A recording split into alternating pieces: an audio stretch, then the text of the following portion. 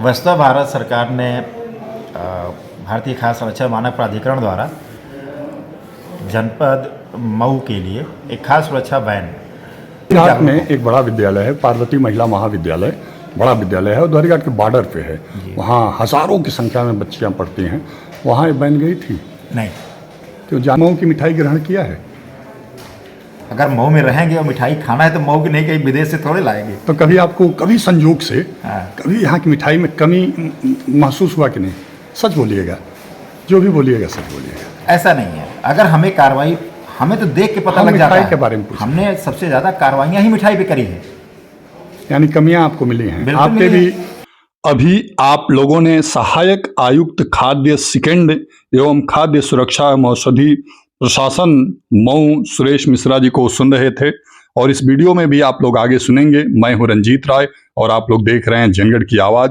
यह है कलेक्ट्रेट का मुख्य द्वार, गेट है यह। सड़क से यहीं से लोग दाहिने तरफ जो मऊ वहां से भीटी की तरफ से आते हैं वो दाहिने तरफ जाते हैं और इसी कलेक्ट्रेट में जो है खाद्य सुरक्षा विभाग का ऑफिस है और इसी ऑफिस में खाद्य सुरक्षा अधिकारी के 6 अफसर, मुख्य खाद्य सुरक्षा अधिकारी ये बैठते हैं और पूरे जनपद के मिठाई की व्यवस्था का संचालन करते हैं। आप लोगों को बता दूं कि खाद्य सुरक्षा व्यवस्था के मुख्य अधिकारियों में घोसी में डीके राय खाद्य सुरक्षा अधिकारी हैं, तो वहीं मोहम्मदाबाद में बिंदु पांडे जी हैं, तो शहर में सत्यराम यादव और विजय प्रकाश जी हैं, मधुबन में अजीत तिवारी हैं और सदर में अमित राणा जी हैं। ये सारे खाद्य सुरक्षा व्यवस्था के जो अधिकारी हैं वो लोग अपने क्षेत्रों में मिठाइयों की जांच करते हैं और मिठाइयों से लोगों को किसी भी तरह की अशुद्ध मिठाई न प्राप्त हो, उससे कोई बीमारी न हो, उसका पूरा ध्यान देते हैं। आप देख रहे हैं कि ऑफिस है खाद्य सुरक्षा विभाग का। इसकी पहले स्थिति बड़ी चिंताजनक थी, यहाँ अव्यवस्था थी। तब श्रवण कुमार यहाँ हुआ करते थे मुख्य अधिकारी और उन्होंने शायद ध्यान नहीं दिया या ध्यान देने का उन्हें ज्ञान नहीं हुआ कि जहाँ रहना चाहिए वहाँ व्यवस्था अच्छी रखनी चाहिए। जब अपना घर ही अच्छा नहीं रहेगा, साफ सुथरा नहीं रहेगा, सुंदर नहीं रहेगा, तो फिर वो कैसे निर्देश आदेश दे पाएंगे कि मिठाई अच्छी रहे, उसकी व्यवस्था अच्छी रहे। देर से ही सही, लेकिन इस समय सहायक आयुक्त खाद्य सिकेंड सुरेश मिश्र जी ऑफिस को चमकाने, उसे सुंदर बनाने और आकर्षक बनाने का कार्य उनके निर्देशन में हो रहा है और बहुत ही सुखद और सुंदर ढंग से हो रहा है। यूं कह लीजिए कि जो अव्यवस्था और दुर्व्यवस्था श्रवण कुमार जी के समय में था, वह अव्यवस्था और दुर्व्यवस्था समाप्त होकर के जो है सुंदर हो जाएगा और यह ऑफिस का कायाकल्प हो जाएगा। अब आप लोग विस्तार से सुने कि जीवन में किसी भी मिठाई, जो खाद्य पदार्थ की चीजें हैं, वो जीवन की बहुत बड़ी सुरक्षा है। उसमें किसी भी तरह की लापरवाही जीवन के लिए खतरा बन सकता है और जीवन को संकट में डाल सकता है। ऐसी स्थिति में जो ये सुरेश मिश्रा जी हैं, इनकी जिम्मेदारियां बढ़ जाती हैं, काफ़ी बढ़ जाती हैं। लेकिन इस बढ़ी हुई जिम्मेदारियों में जनगढ़ की आवाज़ के प्रश्नों का किस तरह से जवाब दे रहे हैं, अब वीडियो को आप लोग अंत तक जरूर सुनिएगा। बहुत बहुत धन्यवाद और अपना कमेंट जरूर दीजिएगा। वीडियो को सब्सक्राइब नहीं किया सब्सक्राइब कर लीजिएगा, बेल आइकन घंटी जरूर दबा दीजिएगा। आपसे बातचीत के दौरान पता चला है आयुक्त साहब, आप फूड विभाग के अपने पद के साथ गौरवान्वित हैं मऊ जिले में, कि आपके पास वैन है। क्या आप बताएंगे कि वैन फूड विभाग का कहाँ चल रहा है और कब चल रहा है? वस्तुतः भारत सरकार ने भारतीय खाद्य संरक्षण मानक प्राधिकरण द्वारा जनपद मऊ के लिए एक खाद्य सुरक्षा वैन एक्चुअली मंडल के लिए है और ये डे वाइज एक वीक के लिए तीनों जनपदों में जाती है। इसको फूड सेफ्टी ऑन व्हील्स कहते हैं, खाद्य सुरक्षा व्हील्स पे, अर्थात ये चलती फिरती प्रयोगशाला है जिसमें खाद्य कारोबारियों को, आम जनमानस को, विद्यार्थियों को इसके ज़रिए खाद्य पदार्थों में मिलावट के तरीके, उनको कैसे पहचाने और उससे बचाव के तरीके बचाने के बताया जाता है इस प्रयोगशाला के माध्यम से। स्पेशली ये छात्रों के लिए बहुत उपयोगी इसलिए है कि जो विज्ञान पढ़ते हैं, रसायन विज्ञान पढ़ते हैं, रसायन विज्ञान वो पढ़ते हैं, लेकिन उसका प्रैक्टिकल अप्रोच खाद्य पदार्थों की जांच में, गुणवत्ता की जांच में कैसे कर सकते हैं, वो यहाँ पे हम लोग मौके पे करके दिखाते हैं। खाद्य तेल से लेके मिठाइयाँ, नमकीन, चाय पत्ती, इन सब में हर प्रकार के खाद्य पदार्थों में लेके कुल 82 तरह की जांच इस प्रयोगशाला के माध्यम से हो जाती है। ये सुरक्षा के दृष्टिकोण से ये कार्य किया जा रहा है या जागरूकता के दृष्टिकोण से? दोनों।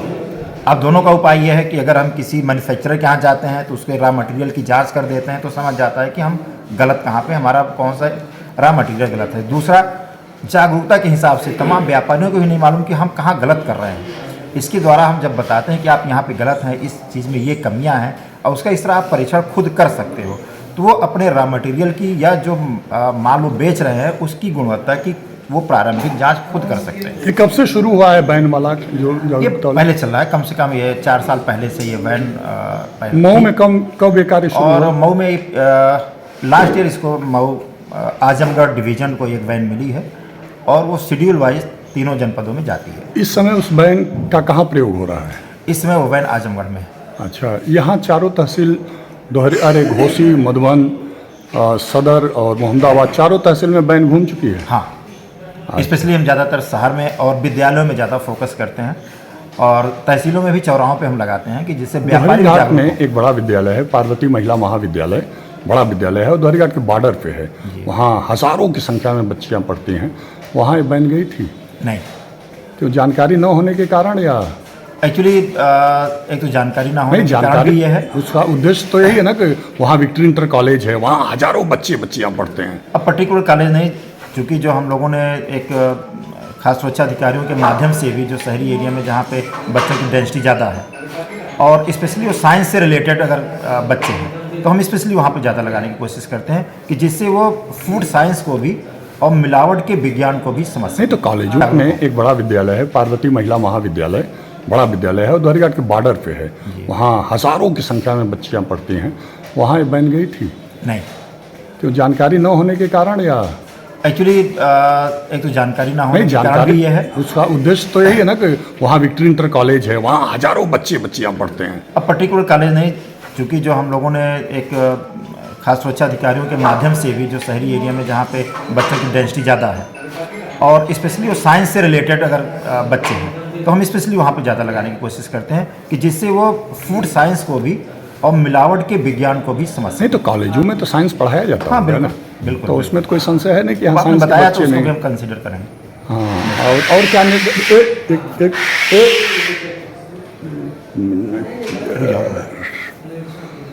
ये कह रहे थे कि ये जो कार्रवाइयाँ हो रही हैं इसमें एक आरोप है कि पक्षपात किया जाता है, बड़ी दुकानों पे कार्रवाई नहीं होती है और होती है तो कोई ना कोई मध्यस्थता करके उसका समाधान करा लेता है।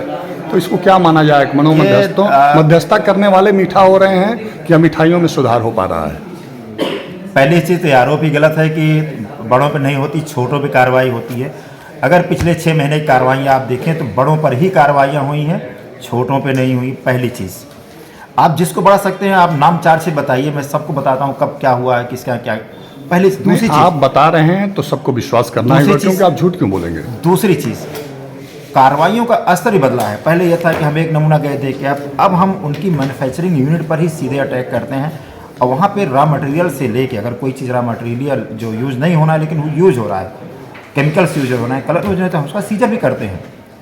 तो प्रोडक्ट भी सीज हो रहे हैं और रॉ मटेरियल भी सीज हो रहा है। अगर किसी को मिठाई किसी दुकान की अच्छी नहीं लगी, खट्टी लगी या जो भी उसके गुणवत्ता हैं उन्हें सूट नहीं किया तो कैसे आपके विभाग को कंप्लेन करेंगे? हमारे हर तहसीलों में खास सुरक्षा अधिकारी तैनात हैं, सबके मोबाइल नंबर हम डिस्प्ले करते हैं। हमारे बाहर नोटिस बोर्ड लगा है, उसमें भी नंबर है। अच्छा। हमारा खुद का नंबर है, आप कभी भी कॉल कर सकते हैं, हम कंप्लेन। तो हर तहसील में जो खाद्य निरीक्षक हैं वो लोग अपने तहसील में रहते हैं? बिल्कुल रहते हैं। सभी को 10 से 12 बजे तक ऑफिस में रहना है और 12 बजे के बाद उनको अपने कार्यक्षेत्र में जाना है। अच्छा, अब प्रतिदिन क्या करना है? मिठाइयों का और अन्य चीज़ उनसे संबंधित है उसका लेना है सैंपल के, खाली वहाँ ये ऐसा कोई टारगेट नहीं है कि उनको डेली नमूने लेने ही हैं। हाँ। नमूने युक्त आशंका के आधार पर ही लिए जाते हैं। ऐसा नहीं कि प्रतिदिन नमूना लेना है, वो इंस्पेक्शन हमको जानकारी नहीं थी तो मैं इंस्पेक्शन भी करते हैं। जो मुझे जानकारी नहीं है उसे आपके माध्यम से मैं भी जान लूँगा और लोगों को भी जानकारी हो जाएगी। बिल्कुल, निरीक्षण भी करते हैं। निरीक्षण में कुछ अगर सुधार लायक चीज़ें हैं तो उसके लिए सुधार सूचनाएं यहाँ से जारी होती हैं, वो उनको सुधार कराना होता है।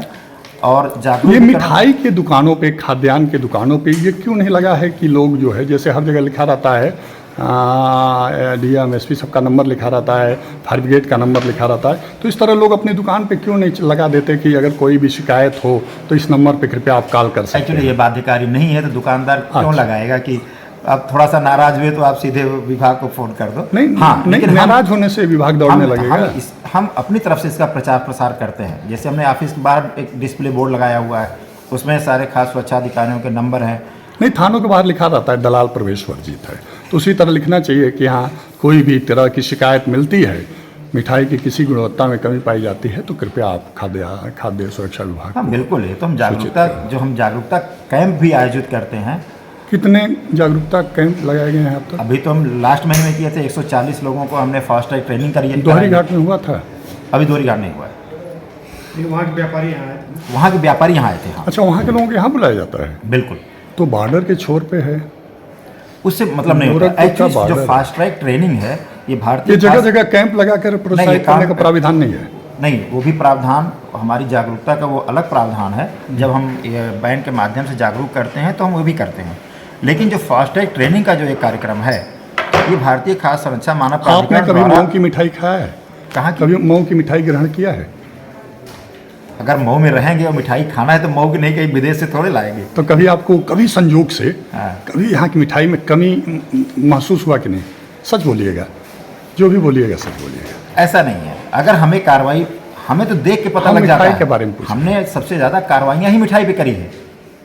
यानी कमियां आपको मिली हैं? बिल्कुल आपके मिली भी है। हमने तो केमिकल स्वाद में, आपके भी स्वाद में कभी कभी ऐसा प्रश्न हुआ? स्वाद का नहीं है, प्रश्न कई चीज़ें देख के ही पता लग जाती हैं। अच्छा, देखने से ही पता लग जाती देखने से है? ही पता इसका लग- क्या तरीका होता है? मैं जनता को जागरूक करना चाहता हूँ आपके माध्यम से। एक्चुअली देखिए, कैसे वो जान जाएंगे कि मिठाई सही नहीं है? अगर मिठाइयाँ कलर्ड हैं, पहली चीज़ तो कि मिलावट, रंग मिलाना वर्जित है। लेकिन मिठाई और नमकीन में एक सर्टेन अमाउंट तक, यानी 100 ppm तक अलाउड है। लेकिन अगर हम देखते हैं विजुअली तो हमें ये पता लग जाता है कि हाँ, इसमें कलर की मात्रा क्या हो सकती है। ज़्यादा है, कलर सिंथेटिक है, फूड कलर है, ये भी देखने से पता लेकिन लग आप जाता तो है। इसकी पढ़ाई पढ़े हैं इसलिए जान पाएंगे, आम नागरिक तो